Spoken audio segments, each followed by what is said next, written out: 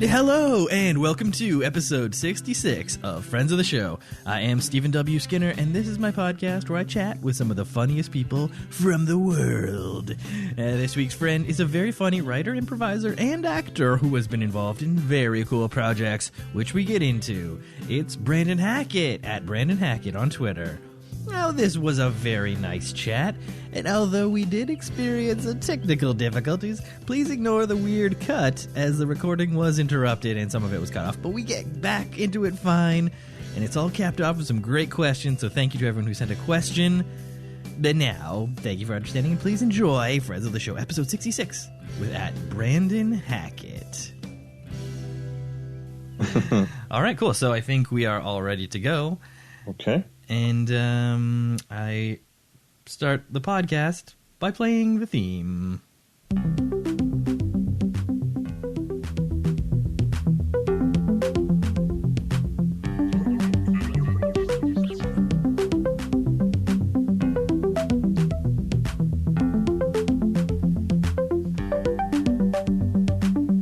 Ah, yes, here we are. All right, this week's friend is a very funny writer and performer who's been acting and teaching, performing improv for nearly 20 years. We've been pals on Twitter for quite a while now, and he's very nice and cool.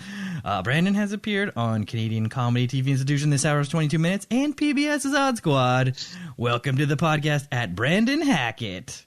Hi. Oh, wow. Huge ovation. That never happens. So we're doing it. We're on the pod. Welcome to the pod. All right. So we'll begin with a Mark Maron WTF style. Where are you from? Where'd you grow up? What were you like? Who were your guys? Okay, great. Well, before that, you said 20 years. It makes me sound extremely old. Ancient. I said almost. I was trying to make it more impactful, but really it's probably only, I don't know, how many years has it been? Well, I mean, I've been doing comedy for 10 years. I've been officially a paid teacher for perhaps 2 or 3 of those years. But it counts. I am 32. So you weren't 10 years old when you started teaching, but you have been doing it for a while, over a decade, let's say that. Sure, yeah, absolutely. I think this November is maybe 11 years since I started doing comedy. So you started doing comedy. Let's take it back to those heady days 11 years ago. What was it that called your name to the stage, the performing bug? How did you get bit? What was it all those years ago? I think my story's not super exciting, to be perfectly honest. I kind of just, it just kind of happened. Like I just sort of liaised into it.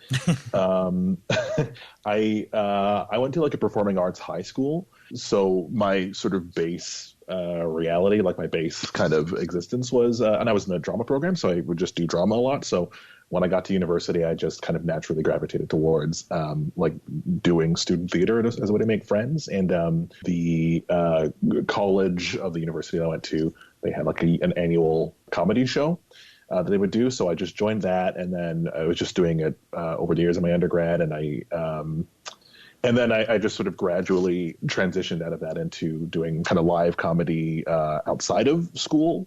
So harder and fewer kind of references to school. You're right. Things. Yeah, you don't have the built-in class audience of like friends. Yeah, not everyone kind of got the references to the local cafeteria or whatever. Right. Stuff at comedy bars. So that's basically it. So I sort of basically effectively started out in sketch comedy because I guess I wanted to be like a playwright or something, but then sketch comedy was easier because it was writing for me 3 pages. Yeah, it's much shorter. Yeah, and then I started doing stuff in Second City, I guess, just as a way to kind of work a different part of my brain, and then it kind of gradually started to build a career out of that. So that was those are the stepping stones. So started in performing arts high school. So what's that like? Is that like the show Glee that used to be on TV? Or what is it like? I want to know. Because I went to a plain Jane, regular, plain old public high school. Shout out to AHS, but I was so intrigued in all the other fancier, I would say, types of high schools, like a performing arts style or some other, like a STEM-focused high school that they had around town for all the smart kids. I thought you were going to compare it to Fame. That was what I guess I used to. Oh, yeah, that's probably. I hear have from. never seen it, but I guess that is more apt. Well, what was it like? It was less fun than Fame than I imagined. I've actually seen an episode of Glee, but it was cool. Like, it was the best school for me, I think, at the time. Like a kind of an insulated, like arts kid. Yeah. From like Scarborough. I think it was really cool. Like, I think it was just like, I guess it was like a high school, like a normal high school, but like it was super. Like, I think the status quo was that like many of the boys were just gay. Like that was Right. basically, which was I think a good thing. I guess I like came up like I went to high school like early 2000s, so I guess like we were kind of like shifting culturally towards kind of like a wider queer acceptance a little bit. But I think at the time that was kind of like a really positive environment in a sense to be growing up in. Yeah, definitely. And so what were the different cliques? Was it sort of different than a regular high school? We've all seen those tropes of there's the jocks, and then there's the goths, and then there's the schizoids, whatever, the dweebos. Right, yeah. Yeah, the nerdlingers. The cliques, I think, were mostly just you sort of stuck with people in your arts area because you'd see those people every day, Right? And they were like the constant like group of people that you worked with over the course of your time in high school. So most of my friends and the friends that I've kept from high school, kind of going forward, tended to be like other drama kids, Right. And so dance students would often stick together, band students, string students, vocal students, and stuff like that, visual arts students. But there was like some overlap, so I have like friends from like different arts areas and stuff like that too. Yeah, that's good. But mainly the core codes stuck together, right? So if you're a visual arts person, probably more visual arts friends, or if you're more drama people. Was there also music performance as well? Yeah. Like there was like you mean just in terms of like bands and stuff like that? Band guys doing people carrying a trumpet around the hall or whatever. Oh yeah. Yeah, we had like an award-winning musical program. Actually, I think they had like I think it's called Kiwanis. It's like a musical competition every year. Yeah, so our string students would constantly. Do you win? I don't fully know the structure of Kiwanis. I think it's a competition. Yeah, I know our school participated. My high school, we had a good band program, so I would always hear them going to do. I think we won one time maybe during my tenure of high school, where my friends went and played a good trumpet on the stage, I guess. So congrats to them and all the Kiwanis winners. I think it's still going. I think it's still a thing. Oh yeah, well that's good. That did you go to school in Toronto, or are you from like elsewhere? Yeah, just from outside of the city. So Aurora High School is where I went. Oh, no way. So north of the city, if you know, on southern Ontario, just north of the town of Aurora, and so lived in the Newmarket area. Went to Aurora High School because it was franc émergent. Elle parle français avec tous les autres étudiants, right? You gotta speak French, and so that's why I went there. But we didn't have a football team. We didn't have like a pool. It was very limited in our extracurriculars. We had a Ontario Championship ultimate frisbee team, and that was the big claim to fame for our school. And I guess that the Kiwanis, the band, did rep it pretty good. So shout out to all those band friends of mine from high school. Oh, yeah. Yeah. So, and you mentioned that you're from Scarborough. So for those listeners who don't know, that's east of the big city. I guess technically the GTA now. Mm-hmm. It got swallowed in the big amalgamation. Mm-hmm. So, back in 97. So what was happening in Scarborough when you're growing up? Did you ever go to the Bluffs, the scenic Bluffs? Honestly, I don't think I've been to the Scarborough Bluffs, funnily enough. Wow. Or maybe I have, and I just didn't know what they were. To be perfectly honest, I don't fully know what they are right now. Right. I'm very averse to nature, and I'm very averse to leaving the safety of my house. Well, today is the perfect day for that, because as we're speaking, we're in the middle of an ice storm.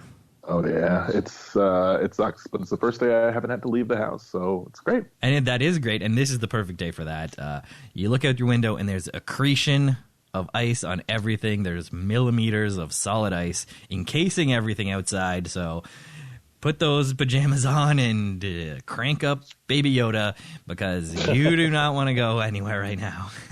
It is a death trap out there. Yeah, no, it's pretty awful. Baby Yoda, oh my God. Sorry, it's in the zeitgeist. I just reached out. I have no idea. I have no full idea what it is, because I didn't get Disney Plus. That's smart. It was, this is my second podcast in a row talking about Baby Yoda, and to someone who has never seen it or doesn't know what it is. So I won't go through the explanation, but needless to say, it is a cute little creature that has taken the internet by storm. Mm-hmm. Yeah, I guess, I don't know, with regards to Scarborough, I mean, what was kind of growing up? I mean, I was there until I was 10 and I moved to Pickering, but my life was still in Scarborough. Like, I still went to elementary school there, and I ended up working there for my first, jobs. What were those jobs? Let's get into those early jobs. Love a good first jobs. Oh, yeah. My first job was I was a summer camp counselor for the city of Toronto. So and it was for arts camp, because, again, I just basically liaise into arts. Yeah, that's your skill set. Yeah, so I was a drama camp counselor. I think I worked for 4 summers, and for 1 summer I was ran a preschool program, and then 3 summers I ran the drama program. So I would run drama classes for kids, and then we would I'd write a play for the camp. Wow. And direct the play with 60 kids, and over the course of 2 weeks we put together this production for disinterested parents. Yeah, but that sounds awesome. So wow, that really gets you're really in it, right? So you, on a lower scale, let's say, with kids, but you're still writing it, you're producing it, you're casting it, you're getting performances out of these kids. That must have been crazy. That's really fun. Mm-hmm. Did you ever have a kid who you're like, oh man, Jimmy, you're going places? I think there are definitely a couple of kids that I remember leaning on quite heavily with regard to giving load bearing lines and stuff like that. Right. There were some kids who were really, really good. I can't remember if we had any kids who. Well, you know what? We had this one kid one year who I think now is some really intense performer or something like that. He's a really I saw a picture of him online or something like that, and I was like, oh my God, that's what's his face. He's really but I remember his time at camp, he was just very gung-ho, musical theater kid. He paid to put himself through the camp. This is we had older kids too. Yeah, he was 12 or 13 at the time, and he was living in Pickering, and I think he paid or begged his parents or something like that to put him into this camp for 2 weeks, and it was really great. Wow, that's really great to hear, because it's he was really dedicated to it, and that's what he wanted to do, and he's going to do it. Yeah. And he did it. Yeah. Also, a couple of kids, I've run into a couple of the kids actually years later. Some of them recognize me and stuff, and it's a little bit weird, but there's one one of the kids, my campers, who recognized me, and she was working security at Woody's, the gay bar. Okay. She recognized me there, and she was just doing security, and it was so interesting. And then I have another camper who goes to Yale now. She's doing her PhD something at Yale. Wow. But she was 9 years old at the time, and now she's a Yaley. further than I've ever been in my entire life. That's awesome, though. That's so cool to see, the seeds you planted grow into beautiful trees, right? You helped water. You helped water that shit.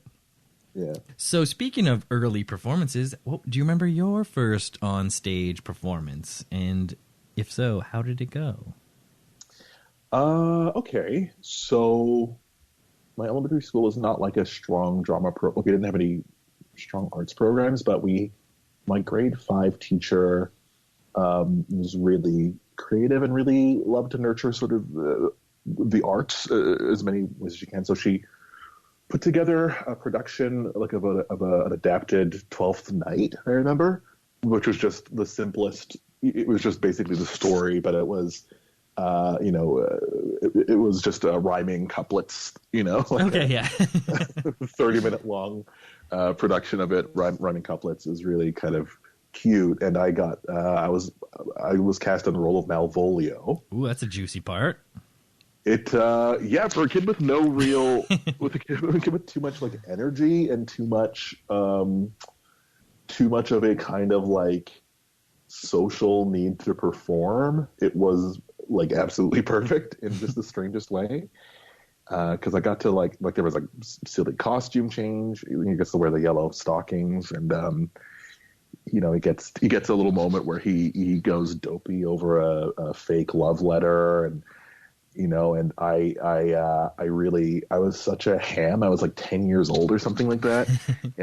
I put on an English accent or whatever my version of it was at 10 years old. And just like was really hammy. So that was like probably the first play I've ever been in. And kind of thinking about it now, that was very much a like any sort of like cliche of like, you know, that's when I knew. Yeah. I think it's not even necessarily that's when I knew. I think that's sort of like looking back, it's like, oh yeah, it was evident from quite early that I was a ham, and that I could only, you know, the only art really I could do is one where I'm allowed to just be a ham. Yeah, definitely. the ham-based acting is an important skill. So that's when you knew that you wanted to ham it up for the rest of your life. Carnegie Hall, yeah. So that was the first step. Yeah, that's how it goes. Very cool. It says here that you've been on Twitter since October 2009. I'm talking about a cool decade ago. That's pretty early. I don't know when Twitter started, like 2007 or something, maybe. Yeah, like, around then. Like that was so that was like very early on, early adopter for Twitter. So what were you doing back in the days of 2009 on Twitter? Were you using hashtags? What was your desire when you signed up for the old Birdbot? It's actually kind of I didn't do anything for the first while. Like I think I only got a Twitter account because I had a couple friends who had Twitter accounts because they were more media people, and they, as a joke, started a fake Twitter account for me. And it might actually still be there. Real Brandon Hackett. I think the picture is David Spade. Nice. So they did that, and then I just decided to create my own. So if you're able ever to go back, not that anyone would want to, but go back in my Twitter history, my first tweet is something. It's like October 2009, and it's sort of like, whoa, I'm tweeting. Whoa, you know, watch me go. And I didn't use Twitter again for 2 years, and then my second tweet is from 2011, and I think the second tweet is like, wow, still tweeting after 2 years, something like that. Nice. Yeah, I think that's a lot of people's experience, where they signed up early and then they never used it until 2012 or something. Like they signed up in 2009, and then the first tweet is like 2011. Like, hey, Twitter, I'm on Twitter. Yeah, for sure. It's but yeah, I don't know what I was talking about. I mean, I don't know. I was still in school at the time. Like I was still in university, so I don't know. I think I was like liaising away from. I keep saying liaise. I love it. Yeah, that's the buzzword. That's the word in the air right now. Oh, I feel like I'm using it incorrectly, but I felt like I was just trying to move away from like live journals, so probably quite embarrassing. Journal. All right, yeah. So let's go back to pre-2009. What other social media were you on? What was your first social media? Were you on MSN? Were you on ICQ? Were you on... Yeah. Were you on... What were the other things back there? MySpace? I never had that. Oh, I had them all. I had, I used to use MSN. I used to use ICQ. Yeah, MSN Messenger, yeah. Yep. Yeah, I used to use remember ICQ was the first one I ever used. ICQ was the OG one, and I stuck with ICQ well after MSN had taken over, and everybody was on MSN, and only a few people were still on ICQ or on both or whatever. And I was sort of just like entrenched. I was like, no, ICQ's better. I'm never going to go over to MSN. And then once every single person was off ICQ and on MSN, I was like, okay, I'm on MSN now. Yeah, I can't imagine. Like, eventually was it just like one person that you would talk to? Exactly. It was like it would give you the little flower statuses, and then at the end of it, all the little flower statuses were gray, like offline, or like away, like permanently away, where it would be on, but they were never really there. They were on MSN. posting song lyrics into their names or whatever. The things that we did. Yeah, well, I vaguely remember. So how did ICQ work? You could always talk to a person that you knew if you had like their like a really long number or something like that. Yeah, the ICQ number, and my number was not that long because I was an early adopter. I had it memorized for a long time. 3329628 or something. I don't know. But yeah, so I had a ton of like friends and other like sort of random people that I had met, because you could like, I forget how you randomly meet people, but it's like you could just put in a number maybe and just be like, hey. So you would sometimes get random messages, but you could grow your contact list. And I had a bunch of like friends on there and people who I didn't know. And yeah, it was so great in the early days of the internet, just chatting with strangers about their experience online. Oh my God, I really miss those days in a way. Yeah, it was like, it was a lot simpler. Yeah, but I just miss the sort of weird, I don't know. There's something I find obviously terrifying too, but there's something kind of like exciting thinking about that sort of like moment in my life as like a teenager. And I don't know. Like, I don't know, did you ever go to, like, chat rooms or something, you know? Like, yeah. Chat rooms I was in some chat rooms, like, pre-ICQ. And then when ICQ came along, I'm like, oh, I can just have, like, my own chat room sort of thing. Like, I can just chat, like, from my desktop and not have to go into these IRC rooms. It's like they would be like a page for like IRC, internet relay chat, and you would have to go, and there was a big list of all of, like the rooms, and some would be very specific to be what the room was about, and some were just like, hey, just general chat, and there would be 500 people in there, and the chat would just go up, and you would maybe not know who you're chatting to or replying to. Right. Yeah. Yeah, you always ask like ASL. Yeah, ASL was the go-to opener, especially if you're looking to cyber. Yes, for sure. Those are the days of that. Where it was like ASL. Yeah, what are you doing right now? It was the early you up for those teens growing up online. It must be insanely different today because you grow up with it your whole life, right? Like, so we experienced some life pre-internet, and then the internet hit. So in the new days, it's like it was always there, and you kind of get it. But we had to sort of figure it out on our own. For sure. I had a friend of mine was talking. I don't know if this is like interesting, but a friend of mine was talking really recently about how someone I forget, someone at work or whatever just like called her like old or whatever because she couldn't get like an internet thing, but she's also like we're both like within the like millennial category, like generation or whatever, and I feel like that's such a weird, because I guess millennials are defined basically, one of the primary defining features is that we basically came of age around the internet, but like there's so many of us that came of age. There's so many of us like remember a time before the internet and then like had to adapt to it, and then there were so many of us who were just born with that as just like a given or like a base whatever. Yeah. So I feel like there should be two separate categories. I think that is I think that's like a common complaint about the breaking up of demographics and who's a millennial, who's a, like, I'm sort of sometimes I'm lumped into this like middle spot where it's like, you weren't a Gen Y and you weren't a millennial. Like there's between 78 and 82 or something. If you're born in that little window, you're nothing. But if you're born like after 83, you're a millennial. Because it'd be like you're 18 during 2001 or something. So I don't know who's coming up with these demographic things, but it is the same. It's like some of my friends, you know, like they grew up with the internet, and some of them were not internet people, and then only in the recent days they like everyone has to now, right? If you're offline now, what are you doing? Yeah. You're lost in the woods is what you're doing. You're lost. You're an undiscovered peoples. You're an uncontacted tribe at that point, right? But I mean, it is also nice to disconnect. Did you ever unplug? Did you ever really unplug, Brandon? No. I don't know. I mean, I'm not.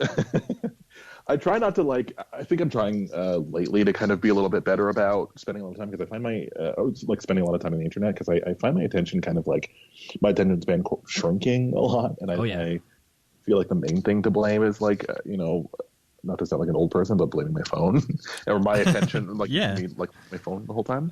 It's all instant gratification and all that good stuff. Where you're like, you see a video and it's like 58 seconds. You're like, that's really long.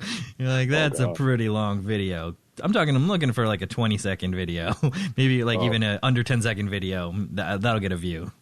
Yeah. Oh, for sure. Yeah. Just give me everything's like, how do I make this more TLDR? Yes, everything is TLDR. We can't even say too long didn't read.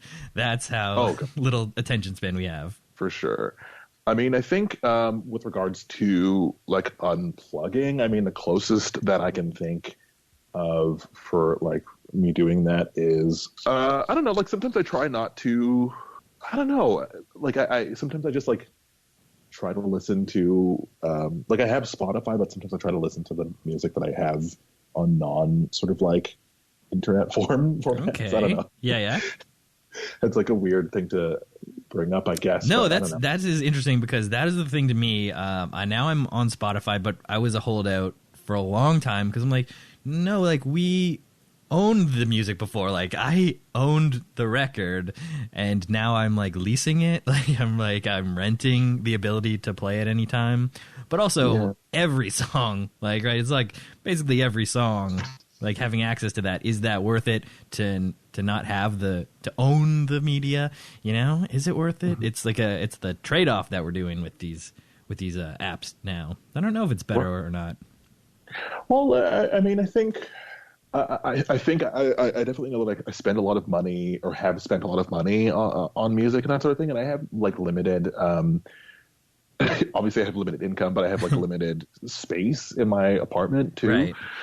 Right. So I feel like there's a double win. Yeah, like with Spotify, it's sort of like I can listen to music that I can listen to sort of like whatever music, like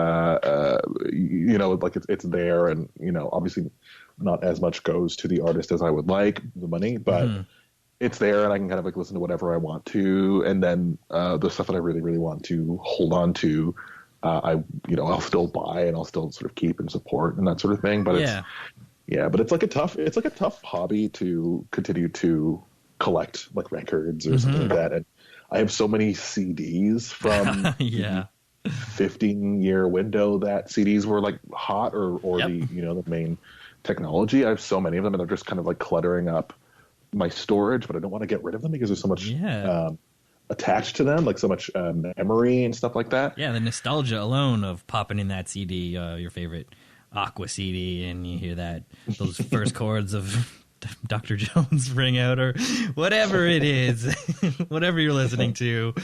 Oh, we should get into it. What are you listening to? What style of music, and what are some top bands that you'd recommend? Oh, okay. I'm not super into like I'm a little bit out of touch right now with some music just because I don't know. It just kind of happens at 30. You stop sort of like searching for new stuff. But I mean, I did the last time I was really, really, really, really into music was probably around like 2015, 2016. So that was around the time, like the height, I think, of like the Black Lives Matter movement, and I think that was affecting Black music in a really powerful way. So you got a lot of, I just felt like there's so many albums that were like these incredible, like really powerful, emotional declarations of, Black empowerment and stuff like that. So you had, obviously, you had Solange seated at a table. You had To Pimp a Butterfly. You had Black Messiah. You had Thank You for Your Service, We Got It From Here. You got Epic.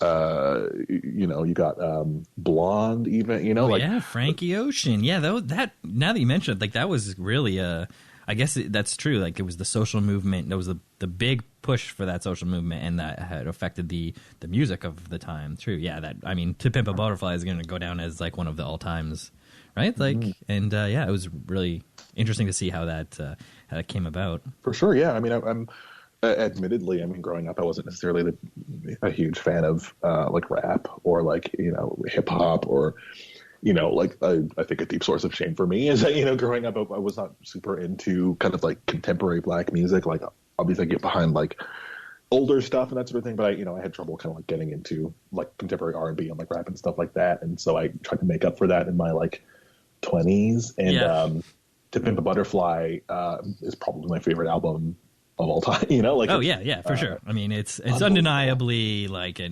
was an instant classic when it came out, and so it's like only gonna get more acclaimed as time goes on, and it holds up, right? Are you like a big rap person or like hip hop or not really, but I did dip into that. Like everything that I heard Kendrick on was amazing, and when he performed at the Grammys, I think it was, when he had that huge performance with all the fire and everything, blew my mind. I was like, wow, that's amazing. And like Kanye's performance on SNL, I think it was sort of around that same time. It was, well, that might have been a bit earlier, but like all of his performances are just like, wow, that is next level. Yeah, is that the one where he's like one of the performances where he's like sort of crawling underneath this huge like illuminated tarp sort of thing? Yeah, I guess that was maybe that was in promotion for like maybe not Yeezus, but I think was it Beautiful Dark Twisted Fantasy, something like that? Fantasy, yeah, because he did the piano Runaway one the first time, and I was like, oh wow, it was truly that was some peak Kanye IMO. Yeah. But generally that's sort of what I kind of have been circling back to a lot of that lately. I mean, I got really into Solange's last album, the When I Get Home. Right. I think that was like really critically acclaimed. Yeah, it was pretty well regarded. I mean, I think it's such a like it is a really, I love like an artist that evolves from album to album. So I feel like even if I thought A Seat at the Table was like just this like perfect like listening experience that sort of was both, it had this sort of breezy feel but was very impassioned and kind of pained at its core. It was really kind of like emotional in this sort of like pleading way. I felt with like When I Get Home musically, I found it a little bit. It was both like harder and slighter. I feel like I'm using kind of weird adjectives to kind of describe it, but it, I don't know. It's more groove based. It's way more groove based, and it's like shorter, and it's less. It's sort of like a lot of the lyrics feel kind of mantra like. So it's less of a kind of immediately accessible or immediately kind of legible story that you can kind of like tear into, but it's like musically it's just really kind of like different and fun and hypnotic. And I don't know, I'm just throwing adjectives. Those are all great adjectives. It for sure makes me want to go listen to some Solange. Yeah. I keep saying Solange as though that's how she pronounced her name. It's not right. No, she pronounces her name Solange probably. Like it's not, she's not French or whatever. Right. Yeah, a little other Beyonce. Yeah. Little Beyonce. Little Beyonce. All right. Very good. Okay, what else do we got here? Online dating. Are you doing it? What are you doing online? Are you getting any unsolicited dick pics? Are you sexting and texting? What is going on? Yeah. Do you do online dating? I would love if in post you for this particular section you just like added like a real like salacious theme. And just called it like this is the Red Shoe Diary. It's the steamy section of the podcast. Steam of him Skinner. Well, I mean, I'm not on the apps anymore because I'm currently dating somebody. That's lovely. I've been dating somebody for just under a year now. I think today's December 1st. Yep. So in 2 days it'll be 11 months. All right. Approaching that big 1 year. 1 year. So, and not to jinx it, I think it's going pretty well. Oh, that's great. But yeah, I mean, I was, we met online, like we met on Tinder. Mm-hmm. And that's probably my first relationship I've had off of Tinder. But I was on all the other apps. And all stuff right. like What's that. the breakdown? What is the best app? What is the worst app? What's your opening line? Sure. Okay, so I met my last two exes, well now exes, on OkCupid, and I don't really recommend it all the time. I don't know. I feel like it might be better for straight people, is what I hear. For me, because I'm queer, you can't obviously meet people there, but I was off of it for like 2 full years or something like that. Like I was off of it for a while, and then I got back before I met my current boyfriend. I was off of it for about 2 years, and I remember reactivating my account and going on, and all of the same people who were on it last time were still there. Oh, So I just felt like I was cycling through the same people who were not interested in me, or that I was not interested in. Mm-hmm. So it felt a little bit pointless, even though I do kind of prefer, in a sense, there's good and bad to this sort of like lay everything out about yourself, like all of your interests and stuff like that. Dating sites, like I feel like there is something kind of good about that. Like I like laying bare all of my like interests and stuff like that. But anyway, I'm kind of rambling. But no, that's what differentiates those websites, right? So versus where it's a Tinder, where it's like, here's 5 pictures and a paragraph, and just do what you will, yes or no, as opposed to like something like OkCupid or whatever, like Match, or even those more intense ones, where it's like you have to spend 6 hours and fill out this huge thing so that we can really dig deep and find you someone who you're truly compatible with on different levels. But does it work? Who knows? Yeah, I mean, it's like I don't know. It feels kind of dispiriting, because it's sort of like I felt that the more dating apps I kind of like, it felt like I was like canvassing the town with myself a little bit, and then obviously it's what you kind of have to do a little bit, but it was just exhausting. And after a point, I was just recycling bios and stuff like that, which I guess you kind of have to do. I guess that's sort of the point. But so yeah, I was on OkCupid, I was on Tinder, I was on Grindr, which is the kind of like key one. The like, you know anything about Grindr? I always just thought that it was like for a Tinder equivalent, but for like the queer community. Yeah, I mean, it works a bit differently in that it's sort of like with Tinder, it's just sort of like whoever's in your area, you kind of swipe right, swipe left, and then you can either see that person again or never again. With Grindr, it's like a grid. So it's basically just like a radar for you. Oh. Like you log out to Grindr and whoever's around, the grid shows you their headshots and whatever, and their bio and stuff and what they're sort of looking for. And you can kind of talk to anybody that, you can talk to basically anyone. And whatever. That's cool. So it's more like location based. More like a Foursquare thing, like I'm checked in at this place, and then if anyone's around there, you can be like, oh, Jim's at that place, and go see him. Yeah. Or basically, it'd just be like this person is like 30 feet away. Right. 2 kilometers away. Like literally, it's that. Like I've been on Grindr before, and this person is 6 feet away from you, and like just literally on the opposite side of the opposite wall. That is really interesting about that. I don't know. It's something about like people knowing exactly where you are. Yeah, it's weird. I won't hem and haw about it. It's pretty weird. I mean, the safety function is that you can also obscure where you are, so you can sort of be like, this person is. You just appear in a box that's close to them, but it doesn't say exactly where you are. 6 feet right behind you.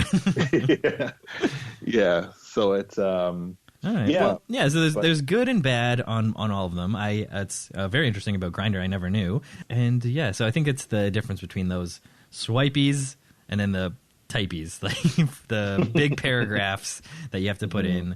And I'm not sure which is better. So if you guys have had experience on online dating, let us know at FOTS Pod on Twitter.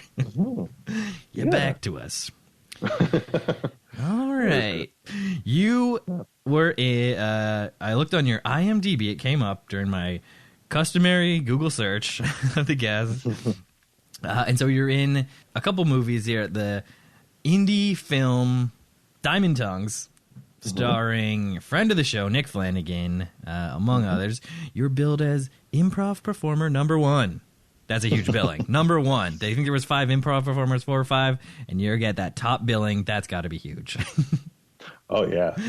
Big so what was that like being on set, filming the movie with Pavan Mundi? It was super quick. I mean, it was. I'm barely in the movie. I think you see maybe my arm for a second, maybe my face. Yeah.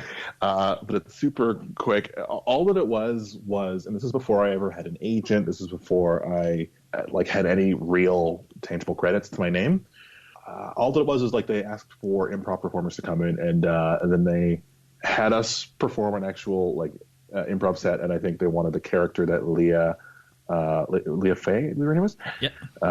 From the band. Oh my gosh, what's the band's name? I'm gonna look it up right now. Anyway, so Leah Faye came in, and her character, she's sort of like. I think she's sort of like trying to get into acting and that sort of thing. So she takes an improv class, and they just wanted us. They didn't tell us anything about her or what to do. They were just like, just have a regular improv class. So there's an element of. I don't want to say like prank show or whatever, but it felt a little bit at the time because I didn't really know anything about it. And she just kind of came in, and her character, I think, was like not getting it. Like I think that was the point, was that her character was not getting it and was sort of being a bit disruptive and stuff like that. Mm-hmm. In an improv show. So it was basically that. It was like literally just like an hour or two. They just wanted to get something for a montage. Right. Yeah. That was like a montage part. Yeah. So the movie is about like this actress who was not sure what she's doing wrong because she's not making it, and then she starts to do things extra wrong, like do the opposite of what you should do in every situation, kind of thing. Yeah, it was pretty fun. So you can go check out that movie, Diamond Tongues, and look for Brandon's arm in that scene. Please. All right, and now we get to writing movies. Same thing on the IMDb. I see it. The Wedding Clause. You wrote that?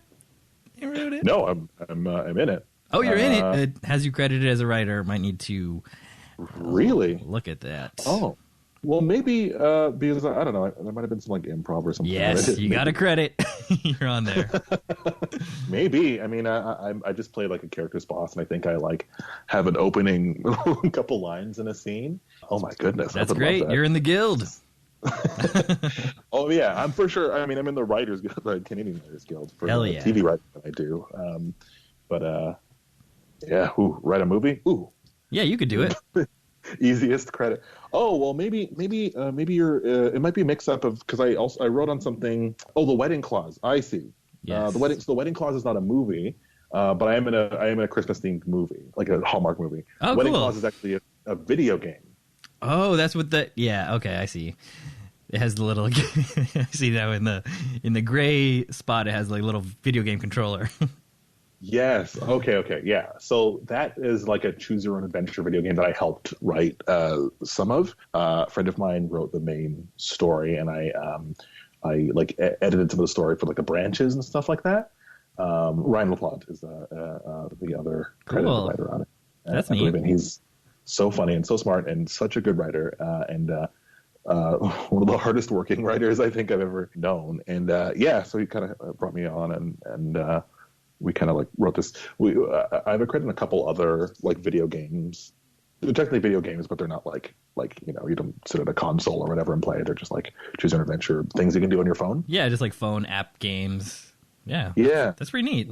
Like choose your own adventure, and you got to choose some of the adventures. I did, yeah. I got to write some truly weird splintering off sections of the story. So make some weird choices, and you get to see what Brandon thought of. Yeah, it's a cool time. Yeah, that's very cool. Great writing credits. All right, one more bullet note before we get to the questions. It is Sunday Night Live. You were in the Sketcherson Sunday Live company, which is a like recurring. I don't know how long it's been going. Do you know? I think in like a week. I think as of the early January, it's going to be 15 years. 15 years. So you'll understand what a institution this is. Sunday Night Live. So it's sort of like Saturday Night Live, but it's on Sunday, and it is a new host every week who's like a performer or writer or some sort of person from the scene around town, around the country. And then they have the company of the Sketchersons who put the whole show together. And it's really cool. So that must have been a great learning experience. And what was that like? It was great. Yeah, it was really fun. I mean, I was in the troupe for 3 years, from 2012 to 2016, and I was trying very hard to get in the troupe for a while because I knew it was going to be a great learning experience. I've been doing sketch comedy for a few years, and they have like a sort of built-in audience and obviously their own venue, and you can you're by just doing sketch, like writing a new show every single week, you're obviously getting better at writing and performing and stuff like that. And everything, especially in doing it every week. That whole the crunch of it, it's really like Saturday Night Live, where you do that stay up all night on Tuesday, pitch your sketches, rewrites, the whole thing, and then obviously the performing of it on the Sunday. So I think that would be a really great experience if you're sort of a writer performer to get that. Like every week you have to be on, right? You have to be pitching, you got to be a character, you got to be writing a fun sketch for the host. Yeah. So it was great. I mean, and they, Gary, who owns Comedy Bar and was one of the original founders of the troupe, has like obviously pull and stuff like that. So we sometimes you get a chance to work with hosts from out of town who are like bigger names. Like, we had to work with like Scott Adsit and John Lutz, and I've worked with a couple of Kids in the Hall from there, and just a lot of like heroes of mine, and bigger performers, and it was really great. I mean, I love it. I've loved it so much, and I was a little bit sorry to go, but it was also for a job. So you gotta take the next step. But what a great 3 years, Sunday Night Live. All right, now we get into everyone's favorite part of the show. It is questions from Twitter. All right, so thank you to everyone who has sent in a question to @FOTS Pod. On Twitter. Be sure to be following @FOTS Pod and send your question for the next guest. But let's start off with Todd's signature question. Now, I'm, of course, talking about Todd Poppy Carlos @TheToddWilliams on Twitter. And everybody, if you're a listener of the podcast, you know what this question is. And the question that I'm going to ask you, Brandon, is, if you were a member of KISS, what would your makeup/character deal be? Okay. If I ever KISS. Okay, so I'm not a party guy, really. I'm really quite. I think my general life persona is tired man. So I think my persona would be really. I think my persona would be like, I'd always be like in a chair with like a, piano or something like that. Just kind of quietly playing along. And I think my makeup would be something like just a regular person's face, but with a couple Z's on the cheek to signify sleep, I guess. I don't know. You're tired. You're the tired one.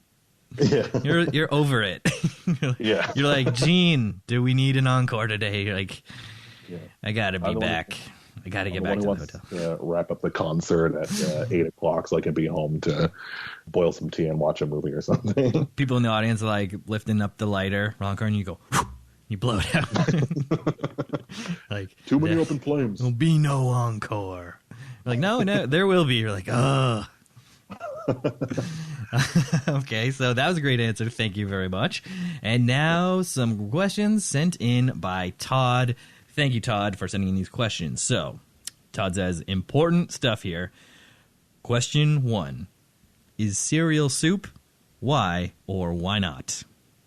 Cereal is not soup, because how I define soup is as a hot, savory broth like concoction, and cereal is candy with milk on it. Candy with milk on it. Boom. Sorry, cereal eaters. You're just a bunch of glorified candy hogs. Yeah. So I'm guessing. Cereal. Oh, you are a cereal guy? I was just gonna say, are you like a not cereal guy? Oh my God, I eat cereal all the time. Sometimes I eat so much cereal before bed I wake up with a headache the next day. Oh, the night cereal. We got a Seinfeld up in here. The old any time of day cereal works. Mm-hmm. Okay, and what are your go-tos, or what are your top 3 cereals to toss in that bowl? Oh, my top 3 C's? Okay. I'm actually really boring, as previously established. So I love just like the healthy wheat and corn brand-based sort of stuff. So Raisin Bran is probably the one I eat all the time, most of the time rather. And then I love, I really like Shreddies and sometimes like a Honey Nut Cheerios for like a treat. Honey Nut Cheerios. Those are some classic ones. I think that covers a lot of the bases. And wouldn't you know it, no candy-based cereal. Those are all very... I mean, I don't know how healthy Shreddies is, but I guess it's pretty healthy. Those are all very healthy. That's great. Yeah, but I mean, it's not like, like Lucky Charms have got like... And you don't like pour a ton of sugar all over it, right? That was my thing. Like, I was like, oh, I love Shreddies. Pass me that sugar. I love Shreddies. Yeah. It was really just spoonfuls of sugar and milk with a little bit of Shreddy. Yeah. Well, those are great picks. So thank you for answering that. What about gazpacho? That's cold soup. I think it's like a broth. I guess it's true. The key parts are broth and no milk and no candy. Yeah. Great. All right. Second question from Todd. Ooh, bit of a faux pas here. What is the funniest joke you tell on stage? Come on, give it up. Well, I don't know. I mean, I'm not like a stand-up, so I don't have like my like. You don't have a go-to one-liner that you have ready for that question that inevitably comes up if you are a comedian. You know, they hate it. They hate that question. I don't know. I mean, I guess the best version of answering that question for me then would be what's like a sketch that I've done a lot. When I was in Sunday Night Live, I used to do Low Blood Sugar Dad as a character. It's basically just a sketch about Dad who had low blood sugar and was an asshole to everybody, and then something bad would happen in the situation that he was in, and somehow he would save the day by being an asshole. And then he would get a granola bar or something at the end. His blood sugar would stabilize, and he would immediately feel so badly for how he's treated everybody. Yeah. It was like a different person, like multiple personality disorder, low blood sugar, regular blood sugar. Yes, yeah. So that would be, I don't know if that's like the funniest. It's a great bit. And you can reuse it. Right? It's a character that keeps on giving. Yeah, yeah. All righty. We got a couple more questions here from Todd. Oh, yeah. Lay them on. Number 3. What are the unwritten rules of comedy? The unwritten rules of comedy? Okay. Develop a good taste is a rule. And it's a weird rule because it's not like a structural one or or something that's like don't punch down or something like that. But it's more ephemeral. Sorry? It's more ephemeral. It's more of it's more ephemeral, but it's something that really helps. And I think it's sort of developing good taste is really good with comedy because it obviously.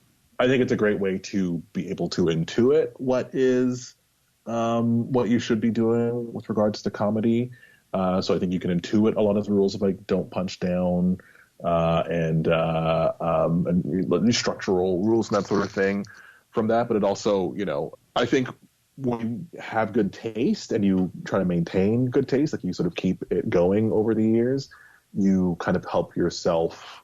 I think my fear is I become so like I age out of comedy, or I become so like beholden to the past of what comedy is in a way that like I see a lot of older comedians complaining about like how you can't make fun of anything anymore. Mm-hmm. I think the more you kind of like adapt to social mores or whatever, and you keep developing your taste, I think you'll learn sort of different ways of being funny. And kind of stay current and relevant, I guess. That's a great point. Sense. Yeah, that's a great point. And it's all sort of from the having good taste. So when you develop that taste, it's not like set in stone. You have to keep developing as things change and the world changes and society changes because, things aren't they don't say the same, right? So what a lot of people think is funny now, like the teens and stuff, tweens growing up, is completely different from even like half a generation ago. The stuff that we thought was funny. So that's a good point. You got to stay fresh. You got to keep it current. Yeah. All right, great answer. And the final question from Todd at @ThoddWilliams, definitely go follow him on Twitter, is what type of pineapple do you prefer on your pizza? There are different types of pineapple? Or is that I think he's being silly. I think he's asking if you prefer pineapple on your pizza, or are you a harsh anti-pineapple pizza strategist? I think in my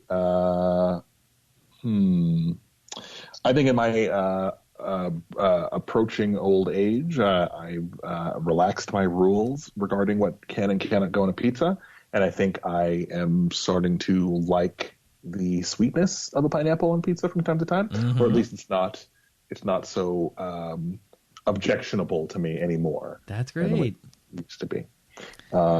And to fully answer that question, I will say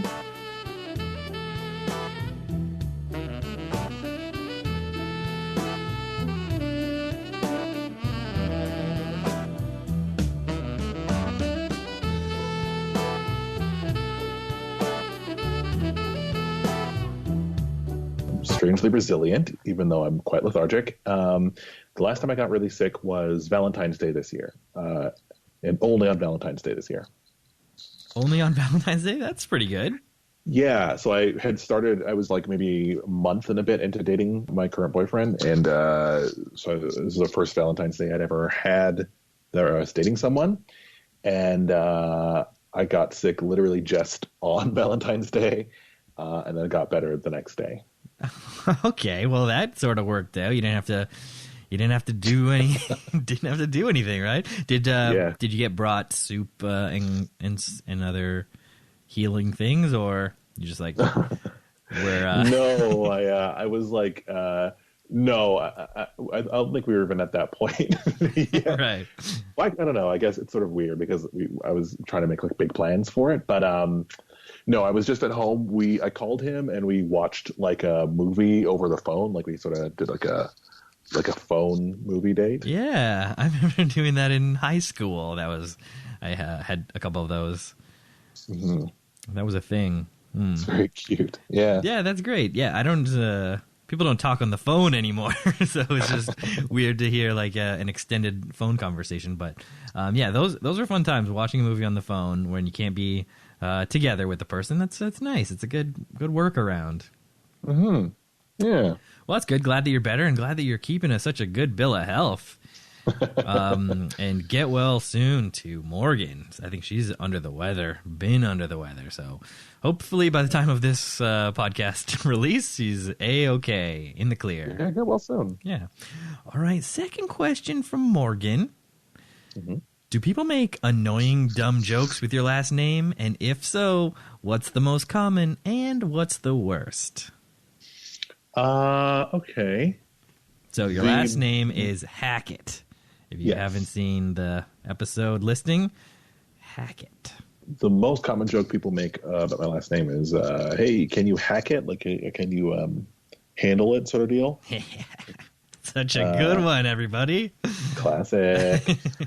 So that's basically the only real thing. I mean, sometimes people make like rhymey jokes, like it's a Hackett jacket or Hackett packet. Okay, that's good.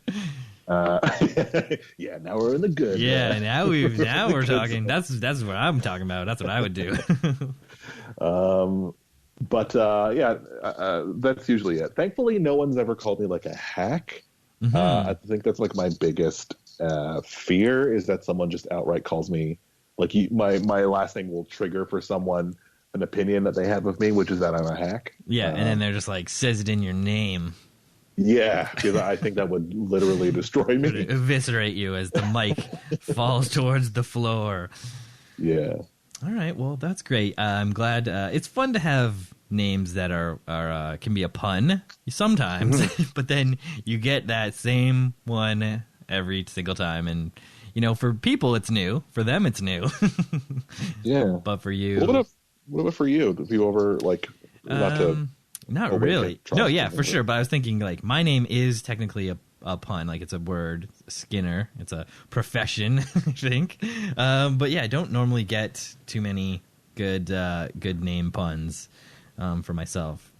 I think we had Gavin Pounds on the previous episode, and I was asking him about it too, because that's a pretty pun-based name, right? Yeah. Yeah, it's a weighty name. But yeah, everyone has a name. You can probably make fun of everybody's name in a different way. Yeah. And now, the final question from Morgan is fuck, marry, kill. Kardashians. You get to choose from all of them. Okay. I don't really know who's who, so... That's good. Let me just say that is a positive here. Is not a negative that you don't know who, if you haven't been keeping up, Keeping up with the Kardashians. Yeah, I think the picture that I'm painting of myself in this podcast is that I'm like insulated in this like geodesic always dome, under a blanket. Yeah. Like, all I want is tea and All right, Kim seems like she went to law school or something. Like she's becoming a lawyer, and she will occasionally exercise her power as a celebrity to pressure people in power to kind of do things for good, I guess. So Mary, have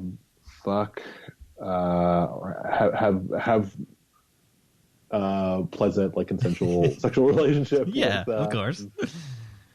Who are the other ones? What's Chloe's deal? What is Chloe's deal? She was the Lamar Odom one. Okay. All right. So, all right. I guess consensual sexual relationship with her. Nice. I'm really, you can sound like a fun kid. And who's the other one? Courtney? Yeah. Courtney is one. Is there one? Kendall Kardashian. Kendall's the rich, the makeup one. Made a lot of money from it, I think. Okay, kill Kendall. Boom! And I think those are the right answers. Thank you very much, Morgan, for those great questions. Everyone, please follow @house_feminist on Twitter for just the best stuff. Oh, and if you have a moment, go listen to her episode. It was only a few ago, and it's really great. So you got to do that. All right. Next question comes to us from just the sweetest little piece of taffy. It is Taffy Bennington at Sing with Taffy on Twitter, and you got to go check out her YouTube videos on YouTube, and you got to listen to her podcast. It was the season 2 premiere. All right, and the question from Taffy is, hello, Brandon. If you could only choose only five kinds of pie to be your very favorite, please tell us those 5. 5 types of pie to be my very favorite. Okay, apple. Boom. Blueberry. Good choice. Strawberry rhubarb. Of course. Pear. What?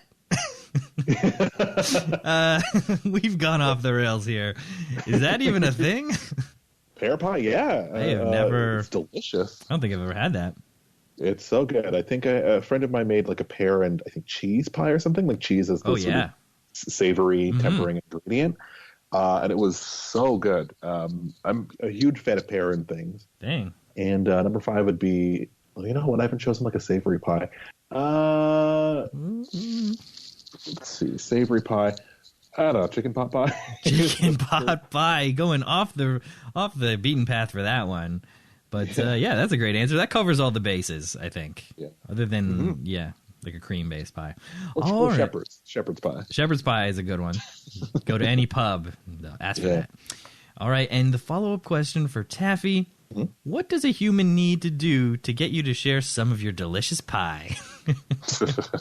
Ooh. Oh, that's a good question because I don't like sharing food. So there must be something good. Got to be something real good. Bring an extra pie, I guess. Oh, that's good. Yeah, bring your own pie. Yeah, so that I feel like I have like more. So you can trade. After. So you'll give one, but only when you receive an equal or lesser value pie in return. Yeah. Oh, yeah, that's good. Okay, so thank you very much, Taffy, for those great questions. And now we get to the final question, and it is from Oh my, friend of the show. What Joe talking about? I'm talking about at Joe Diggity on Twitter. Such a great episode. It's, as of the time of this recording, going to be released tomorrow. And the question from Joe, the final question of the episode for Brandon is, what's the weirdest thing you've seen in someone else's house? Oh, one of my closest friends. The first time I went to his house, he has this family heirloom, this old thing that they have, and it was a piggy bank that was an old timey Sambo black person. Oh, okay.